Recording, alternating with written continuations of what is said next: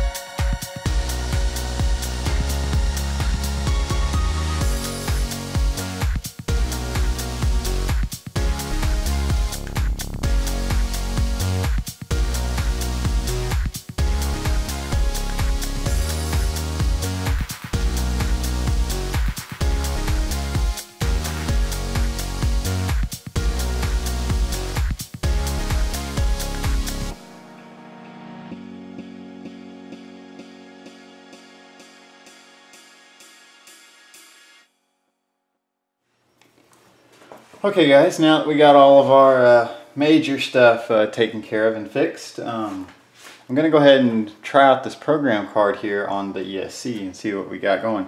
I just want to make note that this lead here is not included. This is from a Hobbywing ESC. But since this is a Hobbywing ESC, it should let us program through the fan port. So let me go ahead and get this all hooked up. Unplug the fan. We're going to go ahead and plug in right here like this. And make sure you have your tires off for this, or your pinion disengaged. So go ahead and do this. Now, got this on up. Looks like we have something here. Ready? Read? Okay. Hold on. Let me get the instructions here. What did I do with the instructions? Here they are.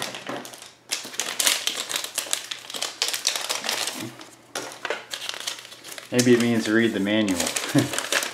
Okay, so for yeah, it doesn't work. Yeah, this card does not work with the ESC. Neither does this one. And this card, which clearly says Hobby King right there, does not work with this ESC, which is a Hobby King X-Car 35 amp, which is a Hobbywing rebrand as well. So, and this one's censored. I know it wasn't going to work with this one. This is the Trackstar Turbo.